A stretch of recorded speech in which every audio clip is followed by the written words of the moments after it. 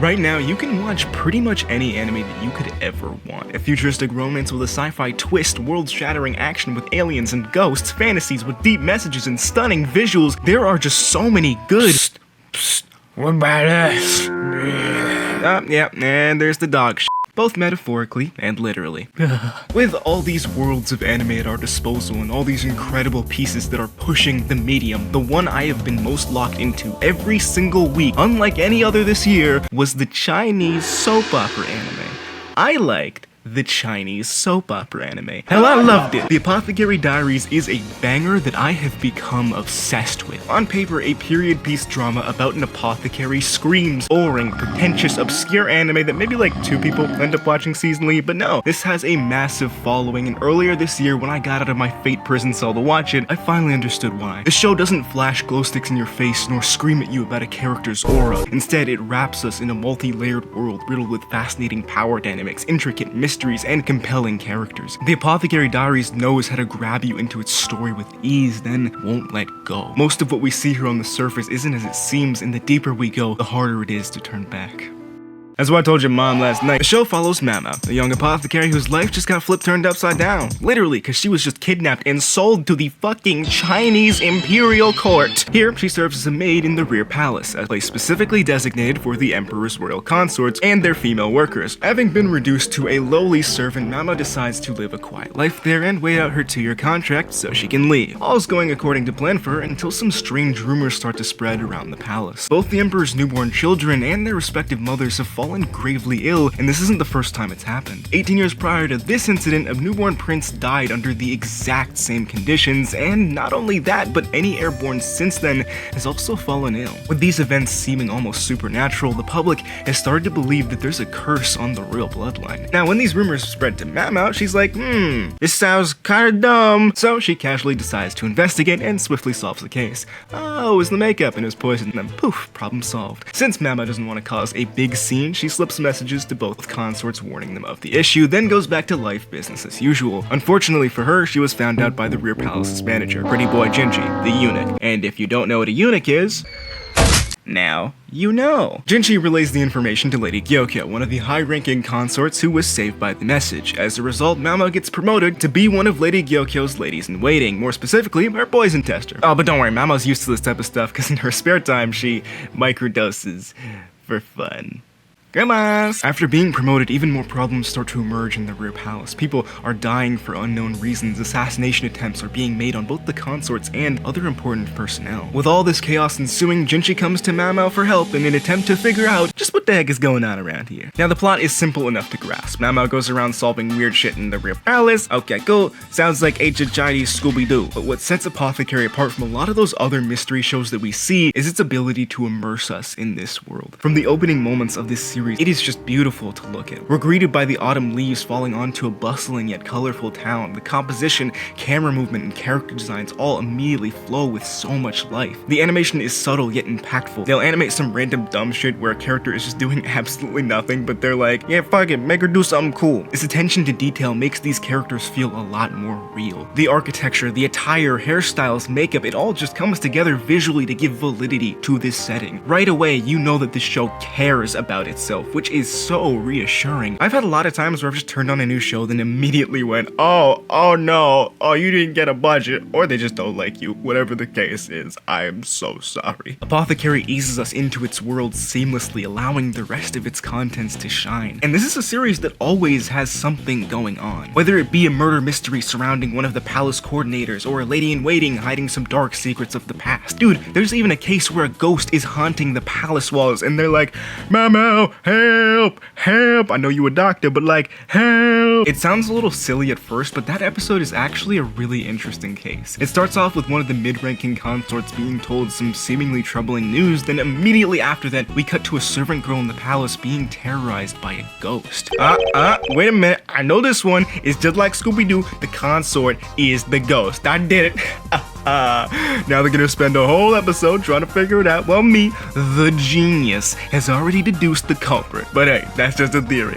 A Din theory. Thanks for watching. Oh, wait, they already know it's her. And she was sleepwalking. So now Jinchi wants Maomao to try and cure it. I mean, I guess that makes sense. I didn't even care anyway. stupid. We spend most of the episode trying to figure out the root of Lady Fuyo's sleepwalking. Initially, Maomao surmises that she might be faking it since Fuyo is about to be gifted off to a young military official as a reward for his service. That would result in Fuyo leaving the palace and her royal consort status behind, so the initial thought is that maybe she just wants to keep her position, but things still don't add up and Maomao keeps digging. We learn that Fuyo has pretty much no ties to anyone in the imperial court. She spends most of her days alone, and her relationship with the emperor is pretty much non-existent since their first meeting went awry. As we dive deeper into her background, it's almost like she's intentionally trying to hold out for something. Oh, yeah, she wants to leave. I think I got it that time. Before entering the palace, Fuyo had a life. There was someone she loved, freedom to move about as she pleased, but since her father wanted to be on good terms with the emperor, she was stripped of that life just to fit a role within the palace. As the episode comes to a close, Maomao figures out all the details of this case, yet chooses not to say anything, and Fuyo leaves the palace to live a better life, one that she has actual control over. And holy shit, did that scene at the end hit so hard. This episode in general was just executed so well. While it's not the craziest mystery the series has to offer, it makes a point to show us that nobody really has control over their lives here, even the consorts. The majority of these people were forced into a set way of life that is dictated by others. If you are not some seriously high-ranking, generally male goober, then you don't get much of a say. And you want to rebel? Good luck with that. Look what they did to my man Joe over there. My boss.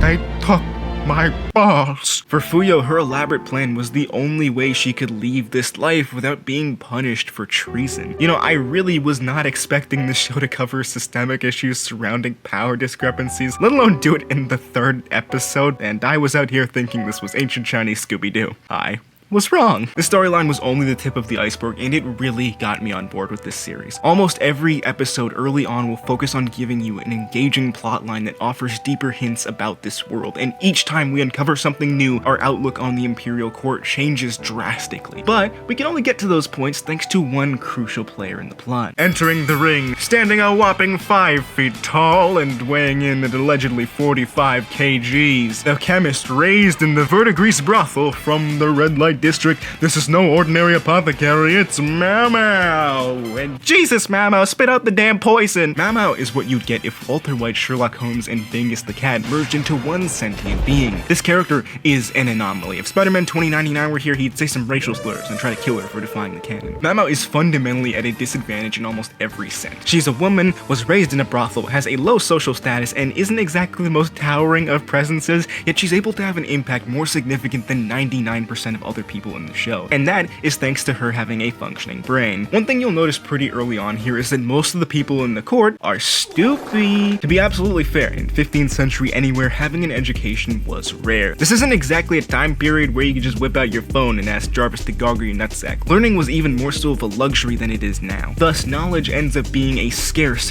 yet valuable resource. Both Maomao's book and street smarts give her a solid understanding of the world, letting her navigate through difficult situations. People like her who have even a sliver of knowledge that isn't publicly known have a massive advantage and the ability to dictate events within the palace. Now, does that mean she wants to do that? No! She doesn't care! If she had it her way, she'd be making drugs all day, or eating some new poisons like gummy bears. She doesn't really have to take on all the cases Jinchi throws at her, cause she already has her job as a lady-in-waiting, but Jinchi's like, if you solve these mysteries, I'll give you anything you want, and I mean anything, even this smoking hot body, oh yeah. Ox splatter.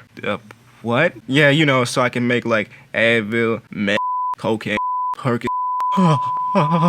Her passion for medicines is what guides her to taking on extra work, but in dealing with each case, you start to notice something. If there is someone in trouble at risk of losing everything, she struggles to turn a blind eye to it. Contrary to her generally cool demeanor, she cares about people a lot. Just at the same time, she's pragmatic. Her upbringing forced her to have a very strong sense of self-preservation, and here it partially ends up going against her resolve. She knows that pushing too hard on a case may end up with her overstepping the boundaries of a mere servant, but even still, she can't ignore what's in front of her. Despite wanting to look away, Maomao's already in too deep. She'll see what's brewing in the palace before anyone else does, and it's in those moments that Apothecary will show its true colors. Through one catalyst, one little crucial bit of information, the dominoes will start to fall. These seemingly episodic mysteries we've been following all this time start to converge. Oh, it's that type of show. As the pieces fall into place, Maomao learns that the royal family really is being targeted. Somebody is about to die. Nobody else knows, and danger is imminent. Maomao, the only one that can do something about it. She finally fires on all cylinders to prevent a calamity from befalling the palace, and we see this chaotic last-ditch scramble that has you on the edge of your seat. Getting this moment from the show was so damn rewarding. All that time we spent helping these people out and learning the basics of the world actually matter. And this case isn't a one-off either. The show steadily builds to these climactic moments that shift our worldview time and again, never letting an earlier plotline go to waste. Heck, even as the dust settles from this incident, you're kinda like, wait a minute,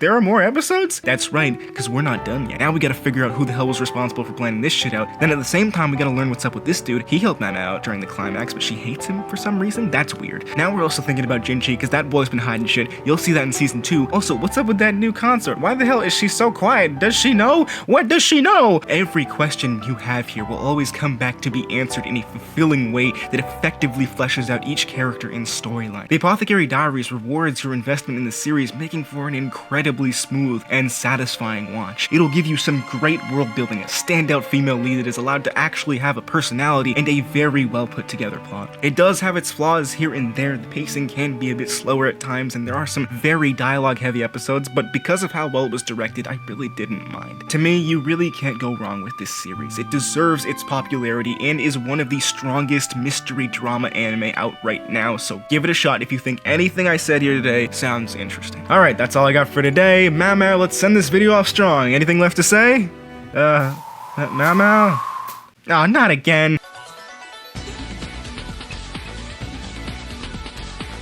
Subscribe. I make a lot of content here and it helps me keep making these videos. I know it's been a while since we hit it, but I want to thank you guys for 600 subs. I appreciate you all so damn much. Sorry this one came out so late. I got nice and sick and then my computer fucking exploded. But now I'm back and I'm gonna be ramping up content. I have quite a few videos in the tank that I've been chipping away at and they'll be out pretty soon. Anyway, that's all for now. So until next time, guys, I'll see you in a bit.